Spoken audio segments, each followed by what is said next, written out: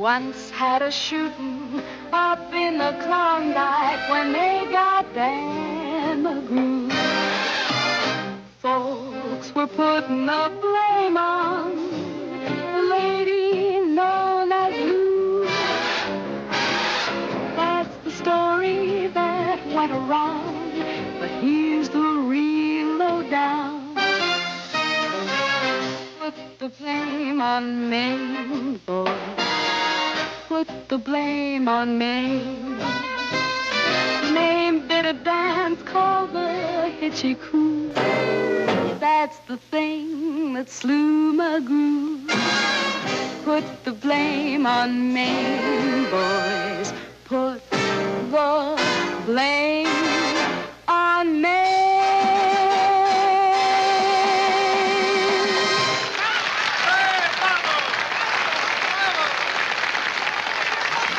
Was she as, really?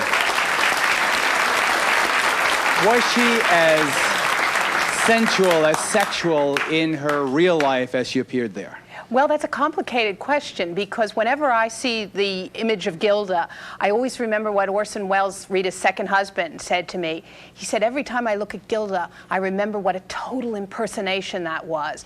I mean, Rita was nothing like that. Rita came closest probably in life to being a shy 8-year-old girl, except sexually. And Rita was somebody for whom sex was love.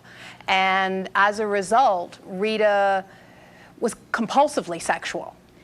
Did that compulsion, as you state in the book, stem from the fact that her father incested her? Is that the right word? That's the whole reason that I wrote If This Was Happiness, was because I had discovered that Rita's past was completely different from the legend of Rita Hayworth. The legend of Rita Hayworth was that she led a protected childhood. Is that her father right there? That's her father. Mm-hmm. That's her father, Eduardo Cancino. And that's when Rita was dancing with him at the age of 12 in Tijuana, in the gambling casinos in Mexico. And during that period, as I found out, Eduardo was beating and raping her in the afternoon and then dancing with her at night. And it's the kind of horrific childhood that no one should have to experience. And my feeling was that suddenly so much of Rita's life made sense in a way that it never had before. This was a woman whose whole life was distorted by her father's abuse of her, which went on for years. And for her to have become the sex goddess of the world, because she was the love goddess of the 1940s, was the worst thing that could have happened to her, because it confirmed what her father had told her, that the only way she could get love was through her sex appeal. Howard Hughes?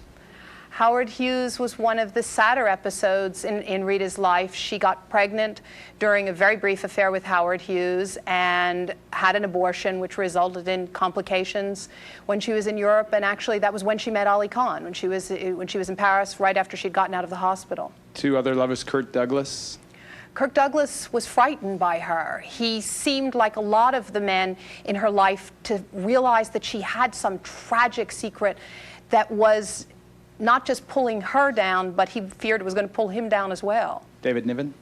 David Niven was kind to her, and it's one of the sweeter affairs. It wasn't very long, but Rita was drawn to him like a nurse. There was something about Rita that reached out to people in pain, and David Niven at that point was. You mentioned her marriage to Prince Ali Khan, one of the world's wealthiest men. We'll show you a little video of that, talk more about how she ended up tragically afflicted with Alzheimer's disease, and then we'll take the questions that are bursting from the audience, but you have to give us a 2-minute break.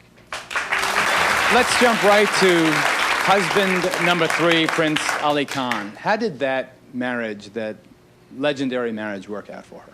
Should never have happened. Ali was one of the 2 really good men in Rita's life. Orson and Ali both loved her.